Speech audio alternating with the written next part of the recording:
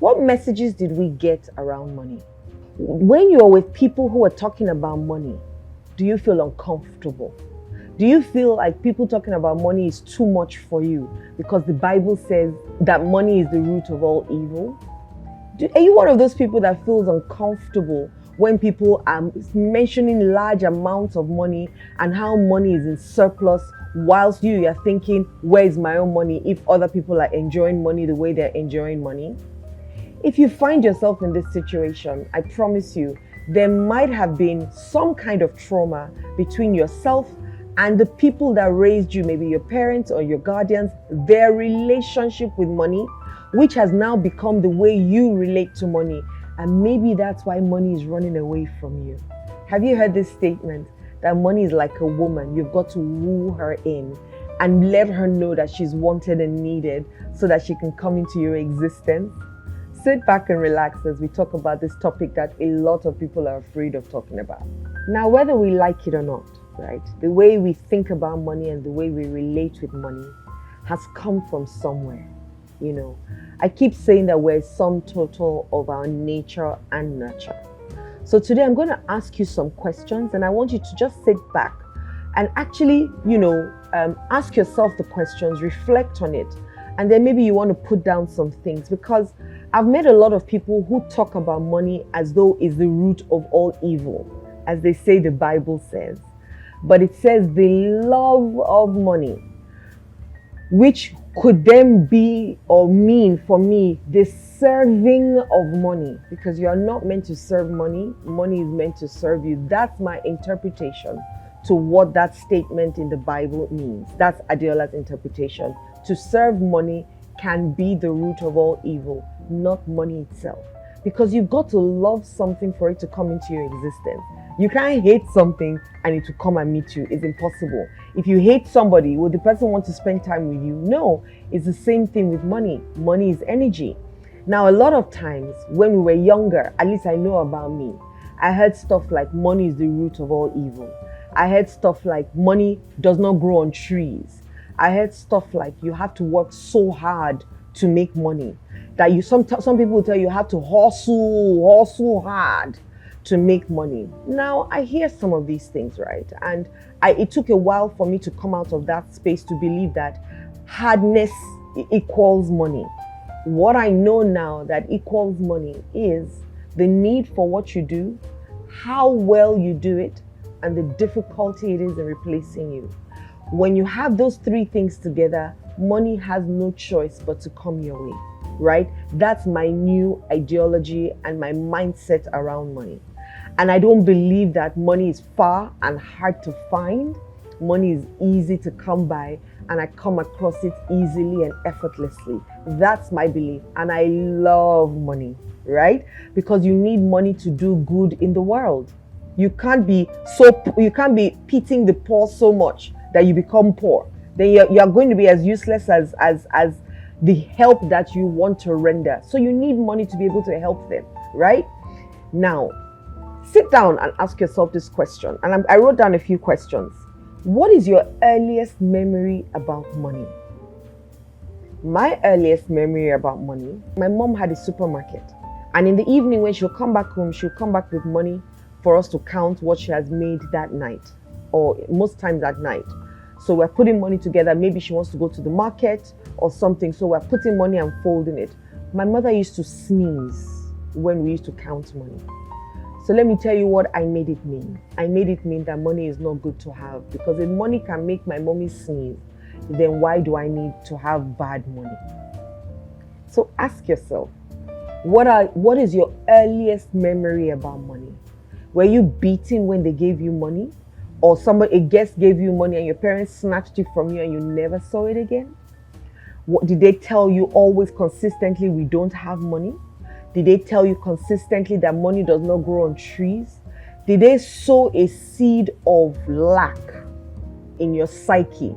Now, it's also possible that there wasn't that much also. And so your parents would have used all kinds of words to let you know that money is hard to come by and you have to suffer. I know somebody who told me that he saw his father walk miles to go and meet somebody to beg the person for money for a loan. And he got to the person's house. The person wasn't there. And so the person told him to come back the next day. And he walked back home, only to go there the next day again. And the person insulted him. And he saw this person cry. And so in his mind, he promised himself that he will never ever go and beg anybody for money. Now, the truth is, sometimes you need to ask people for help. So if you register that I will never go and ask anybody for help, when you need it, what would you do? So ask yourself, what is your earliest memory about money? My second question is this: what did you learn from this earliest memory? What did you learn about money? Did you learn once again that money is the root of all evil, so you shouldn't have money? Did you learn that when money enters your pocket, it dries out? Because some people used to say that I don't even know what I do with my money. Once I get money, it finishes like that. Did you hear your parents say that they couldn't account for the money that they had? Just some days ago, I was paying somebody for something, and the person said, oh, please, can you give me my full money? Because if you give me half of it, I will not know how to account for it. And I smiled. I said, this is one person that has, challenges with their mindset around money. Because why would you say that? Unfortunately, we don't know that the words that we say and the relationship that we have within us around money is what makes us either have plenty of it or the lack of it. My daughter, I started very early to talk about money. I used to call myself a trillionaire. And she'll be like, Mommy, what's a trillionaire? I said, oh, that's, 9 zeros. No, it's not 9 zeros. I think that's 12 zeros, actually. Billionaire is 9 zeros. And she will count it, and, I will sit her down and start to talk about how to buy and build estates. In some schools, what they're talking about is apple. If you add one apple to one apple. Some people are talking about if you build an estate and you sell the estate for so amount of money, imagine how much you can have. So I started to open her mind to the idea of having money and money being good and how money is enjoyable. So now when we sit down, I remember we went to somebody's house and the person was knitting. And she asked the person, how much are you going to sell this bag when you're finished knitting? And the person said $10. My daughter looked at her and said, only? So the woman looked at her and said, how much would you sell yours? My daughter says, I will sell it for $100,000. The woman said, really? She said, yes. And then when I sell it for $100,000, I will now use the money and buy an estate. And my daughter went on about this estate that she's going to build and buy and build and buy. And the money was increasing. And this woman was so amazed at the way she could even talk about money. Why is she able to do that? Because I started to teach her at a very young age that money is good to have. And you need money to be able to do more good in the world. And you need money to enjoy. Sometimes, even when you want to cry, please, can you cry in a limousine than in a boys' quarters and in a keke maru, as they call it? And that's just me being funny. But I'm just saying that the idea of money, the more you think about it, the more it becomes good for you to have. Because if you're a good person and you want to do good in the world, you need money to do good in the world. So desiring it, asking for it, even working for it, there's nothing wrong with it. But becoming a master of getting it is where it becomes so big and so good. Another question you want to ask yourself is, what was your economic status and what did you feel about it?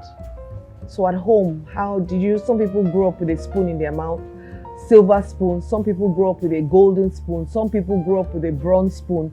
Some people grew up with wooden spoon. Some people didn't grow up with any spoon. So what economic status did you have growing up? I think mine was, I don't even know whether to call it, maybe between bronze and silver. I mean, I can't say we were golden, but I also know that we didn't really suffer or lack for food and good stuff, right? So I grew up eating certain things that I can't, sometimes when people are talking about their upbringing, I can't relate. So I'll say I was between that bronze and silver, status.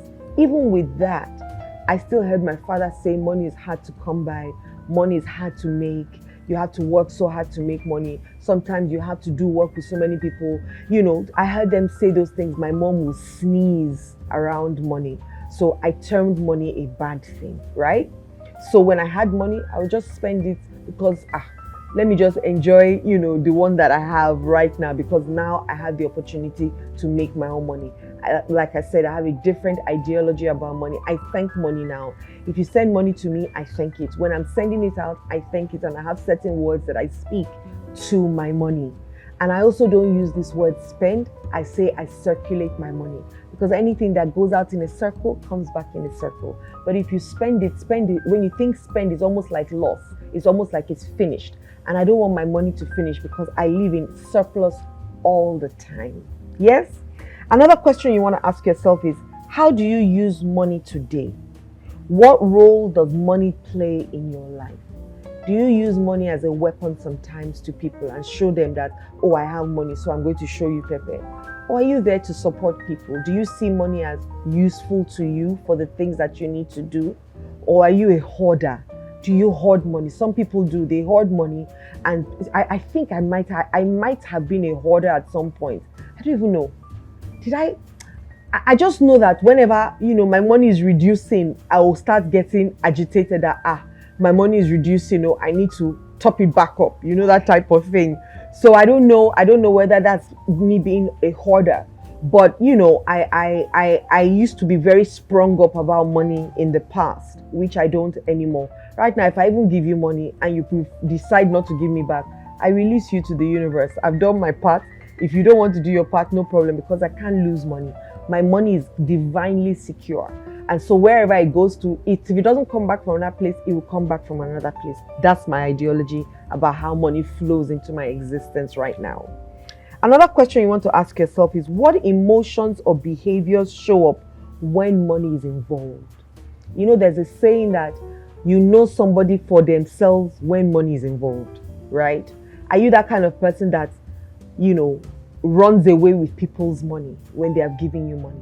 Are you the kind of person that people can say, if you leave money with Adiola, or if you leave money with Sheung, or you leave money with Christopher, you will find your money at every point in time? Can people trust you with money? How do you feel when you're around money? Another question is, what's the worst thing you have done with money? What are your regrets around money? Why also did you do it? Why did you do it? And honestly, I want you to extend forgiveness to yourself after you have written down the worst thing that you've done with money. At some point, I used to feel like I could never get peace whilst I was in Nigeria. So every 2 months, I had to leave Nigeria for a couple of days and go outside the country. Especially for me, London was my home. And once I touch base, I'm like, the plane just lands Heathrow, you feel this peace come over me. It was a mindset also that, I could only rest or have peace in London. In Nigeria, you come and hustle, and then you go back home and go and spend the money. That's how I used to think. And so at some point, I felt like I might have, used money more than I should have, just because I was trying to prove a point to myself that I needed to be worthy. I would buy things. I could buy the same shoe in the same color but different shades, and I'll buy maybe like 5 of it, different shades. And as I'm buying the high one, I'm buying the low one, I'm buying the watch to match, I'm buying the accessories to match. At some point, you would have thought that I was deprived as a child completely. Maybe I was. Maybe. Because now, when I now had the capacity to buy the things that I wanted, I went crazy. Maybe at some point in my life, I might have had 400 pairs of shoes, thinking that those shoes could make me happy, not realizing that no shoe can make you happy. Maybe a little bit, the first couple of hours, you're excited that you bought the shoe. Truth, if one shoe could make you happy, why do you have 400? So it's not in the shoe, right? So those are some of the questions I want you to ask yourself, and then forgive yourself for anything that you feel that you regret around money. Forgive yourself so that we can now start to claim it in, if you get what I mean. And finally, what are your core values around money today? What are your core values and what are your ideologies around money today? Are you inviting money in, or are you chasing money away? I said at some point that, somebody said money is like a woman, and a woman wants to be wooed in. A woman wants to feel wanted and desired. A woman wants to feel kept, And so that's the same thing with money. Do you show money that you love it and you want it to come into your experience and use it for the best use for mutual benefits with integrity? Do you believe that you have a lavish, steady income always? Do you feel like there's opulence around you with regards money? Or do you see poverty? Or do you see the lack of it? Unfortunately, energy grows where energy goes. So if you think of the lack of money, then you're going to live in the lack of money. I know there was this song at some point, something, if I broke, now my business. And I used to say to people, stop singing that song because you're going to be broke. Now, your mind doesn't understand whether you're joking or not. And I don't know whether I can say these things so many times for people to hear me. Hear me, hear me. Your mind doesn't understand whether you're joking or not. If it hears you say something, it is a fantastic PA. Your mind does what it thinks you want it to do for you.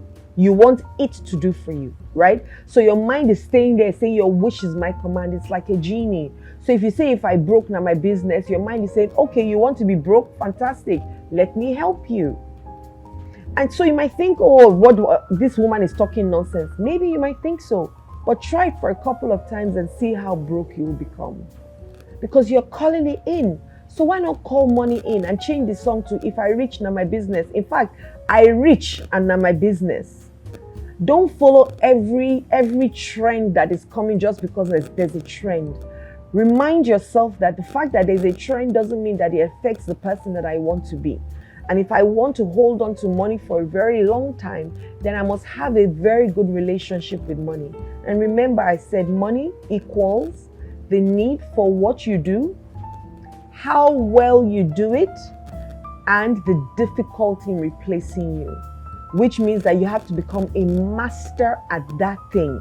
And so when they say you also need to work hard for money, maybe what you then are thinking about is you have to work so hard and slave. No, is that you become a master of what you do, which means you need to do what you do so well. If people know you for one thing, let them know you as a master of that thing and let it be difficult for people to replace you. Once it's difficult for people to replace you, guess what? People are going to keep looking for you. People are going to keep looking for you and asking for you and saying, go and call her. Go and call him. She is the only one that knows how to do this thing well. He is the only one that knows how to do this thing well. And pay them whatever they ask you to pay them because they are professionals. Why not think about it from that point rather than slaving and killing yourself to a point where you are not able to even function as a human being and then function to other people. Okay? So that's what I'm going to say about money. And I want you to think about it and go back to your past and think really deeply as to why and how you relate to money today. When people are talking about money, are you cringing?